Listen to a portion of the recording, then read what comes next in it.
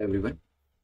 सो UPSC का जो नया नोटिफिकेशन आया है उसके हिसाब से जो आपका एग्जाम होना था 27 जून 2021 को, जिसको अभी सिर्फ 40-45 डेज ही बचे हुए थे और आप लोगों की तैयारी भी काफ़ी अच्छी चल रही थी और ऐसे कुछ यहाँ पर एक्सपेक्टेशन करी जा रही थी बिकॉज अभी कोरोना है। कोरोना की वजह से हो सकता है एग्जाम जो है वो डेफर हो जाए, एग्जाम को पोस्टपोन करना पड़े। वही चीज़ हमें यहाँ पर देखने को भी मिली क्योंकि यहाँ पर जो एग्जाम है as per the new notification वो अब आपका 10 अक्टूबर 2021 को होना है।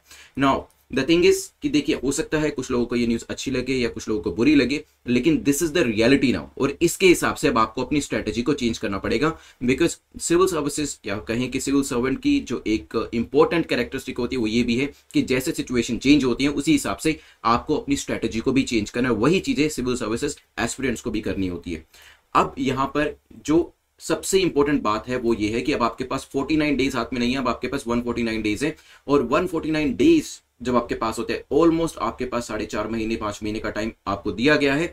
यहां पर क्या क्या चीजें आप यहां पर एक्स्ट्रा कर सकते हैं। देखिए, पहले तो ये चीज देखिएगा कि आपका बर्डन भी इसके साथ बढ़ने वाला है क्योंकि जब यहां पर डेज, नंबर ऑफ डेज आपके बड़े हैं उसके साथ साथ आपको जो करंट अफेयर्स है उसको भी कवर करना पड़ेगा। तो जो यहां पर जून में एग्जाम होना था लेकिन अब वो जुलाई, अगस्त, सितंबर, अक्टूबर तक शिफ्ट हो गए, तो वो एक्स्ट्रा 3-3.5 महीने के जो करंट अफेयर्स है वो आपको कवर करने पड़ेंगे और ये जो टाइम है आपको उसके अंदर भी देना पड़ेगा। But now the advantage is कि जो टाइम 149 डेज के अंदर आपको मिलने वाला है उसमें आपको करंट अफेयर्स के अलावा भी टाइम मिलेगा जिसको आप अपने स्टैटिक पोर्शन को कवर करने के लिए यूज कर सकते हैं। ठीक है, तो यहाँ पे ध्यान रखिएगा स्टैटिक की अगर आपने तैयारी नहीं करी है दैट्स द फर्स्ट थिंग, क्योंकि हो सकता है करंट अफेयर्स की तैयारी में ज्यादा टाइम चला गया और this is the time for you. ये एक तरीके से गॉड सेंट अपॉर्चुनिटी है आपके पास कि इन दिनों को आप यूज कर सकते हैं अपने स्टैटिक को स्ट्रॉन्ग करने के लिए, स्ट्रेंथन करने के लिए।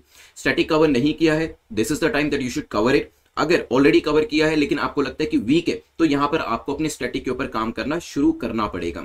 मैंने ये भी देखा था कि काफी सारे लोग मॉक टेस्ट को अवॉइड कर रहे थे, लेकिन अभी आपके पास पूरा टाइम है, आप मॉक टेस्ट लगाइएगा और यहां पर कोशिश करें कि 2 मॉक टेस्ट विद एनालिसिस जो है कम से कम आप वीकली बेसिस पे लगाएं।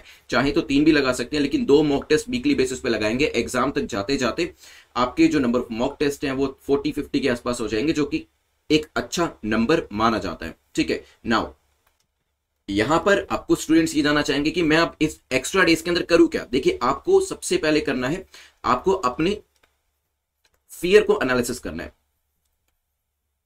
जब एग्जाम को 1.5 महीना बचा था, 1.5 महीने से भी कम टाइम आ गया था, तो डेफिनेटली आपके दिमाग में कुछ ऐसी बातें आने लग गई होंगी कि अगर मेरे पास 1 महीना और होता या कुछ टाइम और होता तो मैं बहुत अच्छे से प्रिपेयर कर सकता था, या फिर अगर मैं इस साल एग्जाम ना दूं और नेक्स्ट ईयर दूं। तो जो लोग ऐसा सोच रहे थे कि मैं इस साल एग्जाम ना देकर नेक्स्ट ईयर देता हूं, उनके लिए तो बहुत बड़ी अपॉर्चुनिटी है ये, क्योंकि यहां पर अपने फियर्स को एनालाइज करें कि क्यों आप ये कह रहे थे कि मैं नेक्स्ट ईयर एग्जाम दूंगा, क्यों आपके दिमाग में ये बात आ रही थी कि काश की एग्जाम के लिए 1 महीना 2 महीना एक्स्ट्रा प्रिपरेशन के लिए मिल जाता। तो यहां पर जो चीज आपने मांगी थी, जुलाई, अगस्त, सितंबर 3 महीने और अक्टूबर के भी 10 दिन आपको एक्स्ट्रा मिल गए। यहाँ पे 3.5 महीने का टाइम आपको एक्स्ट्रा मिल चुका है। तो अब आप देखिए कि ये जो एक्स्ट्रा टाइम आप मांगा कर रहे थे पिछले महीने तक, जो आप ये चीज मांगा करते थे, क्यों मांगा करते थे? कि आपका स्टैटिक पोर्शन वीक था, इसकी वजह से आपको डर लग रहा था? करंट अफेयर्स आपके वीक थे, इस वजह से आपको डर लग रहा था? क्या आपको एमसीक्यू सोल्व करने की प्रैक्टिस नहीं थी, इस वजह से डर लग रहा था? क्या आपको एनवायरमेंट इकोलॉजी का सेक्शन मुश्किल है, वो इस वजह से आपको लग रहा था कि स्कोर कम हो सकता है? इकोनॉमी सेक्शन आपका अच्छा नहीं था, पॉलिटी सेक्शन अच्छा नहीं था? तो जिस भी वजह से आपको डर लग रहा था, you have to analyse your fears. अपने फियर्स का एनालिसिस जो है वो आपको करना पड़ेगा और अब इन दिनों को आपको उन्हीं एरियाज को कवर करने के लिए यूज करना पड़ेगा, राइट? तो यहाँ पे 149 डेज आपके पास है, बिल्कुल अच्छे से एनालिसिस करिए कि कौन सा एरिया ऐसा है जो छूट गया था, जो आपको यहां पर कवर करना है।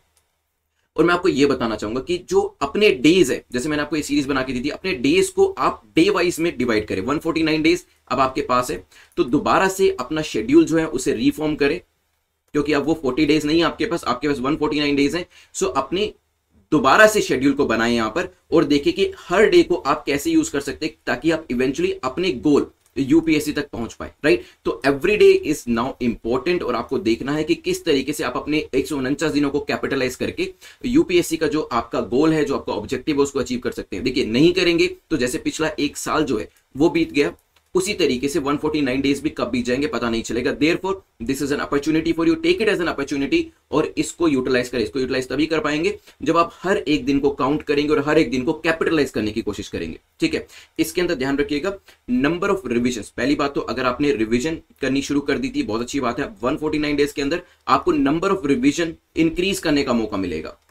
ठीक है, जितनी ज्यादा रिवीजन करेंगे उतना इंफॉर्मेशन कंसोलिडेट होती जाएगी आपके दिमाग के अंदर, और वो चीज आपको एग्जाम में भी हेल्प करेगी। ठीक है, और आपको ये एनालाइज करना पड़ेगा कि किन चीजों की वजह से एग्जाम जैसे जैसे पास आ रहा था मुझे डर लग रहा था, उन्हीं चीजों के ऊपर आपको काम करना पड़ेगा। बिकॉज नाउ डरने की कोई बात नहीं, because now you have time. अब आपके पास एक सबसे बड़ी एसेट, जो सबसे इंपॉर्टेंट एसेट जो यूपीएससी के अंदर होती है वो है टाइम, वो आपके पास है। It is not money, it is not books और कुछ भी नहीं है, सबसे इंपॉर्टेंट चीज होती है आपकी टाइम। क्योंकि अगर आप इस एक कमोडिटी को सही तरीके से यूज कर लेते हैं अपनी यूपीएससी एग्जाम की प्रिपरेशन के अंदर, एग्जाम आपका हो जाता है। और अगर आप इसी एक इंपॉर्टेंट कमोडिटी टाइम को सही तरीके से यूटिलाइज नहीं करते, इसको सीरियसली नहीं लेते, देन एग्जाम को क्रैक करने में बहुत ज्यादा मुश्किल आती है। तो now prepare a schedule for you. अपने आप दोबारा से एक शेड्यूल बनाए यहाँ पर डे 1 से लेके डे 149 तक के लिए, और फिर उसी को प्रैक्टिस करते जाए। उसमें ऐसी चीज को इंक्लूड करिएगा, ऐसी सब्जेक्ट्स को इंक्लूड करिएगा जो आपको लग रहा था कि आपको सबसे ज्यादा डरा रहे हैं, जिसकी वजह से आप सोच रहे थे कि शायद मैं इस साल एग्जाम ना दूं।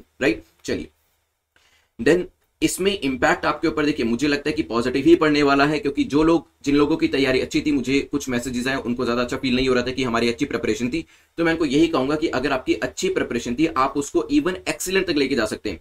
जिन लोगों की प्रिपरेशन गुड थी वो एक्सीलेंट लेवल तक लेके जा सकते हैं, जिनकी जो प्रिपरेशन थी वो एवरेज थी वो उसको गुड तक लेके जा सकते हैं। So more time is always good for you, अगर आप उसको अच्छे से यूटिलाइज करते हैं। तो यहाँ पे ज्यादा टाइम का मतलब यही है, ज्यादा नंबर ऑफ चीजों को आप कवर कर पाएंगे, ज्यादा बेटर तरीके से प्रिपरेशन कर पाएंगे, और उसका इस्तेमाल आप एग्जाम के अंदर भी कर पाएंगे। वो एरियाज जो अभी तक आप छोड़ते हुए आ रहे थे कि एंशिएंट हिस्ट्री को आपने छोड़ दिया, आर्ट एंड कल्चर को छोड़ दिया कि ज्यादा क्वेश्चंस हो सकते हैं यहां से ना आए, उनको अब आपको कवर करने का भी मौका मिलने वाला है। So do not misuse this time, इसको सीरियसली लीजिएगा और ऐसे एरियाज को कवर करने की कोशिश करिएगा जिससे आपकी जो प्रिपरेशन एक अच्छी थी वो और भी अच्छे लेवल पे पहुंच जाए। अगर आपकी प्रिपरेशन 8 आउट ऑफ 10 थी तो वो आपको 10 आउट ऑफ 10 पहुंचाने का मौका जो है वो यहां पर मिल चुका है, जिसको आपको यूटिलाइज करना है। नाउ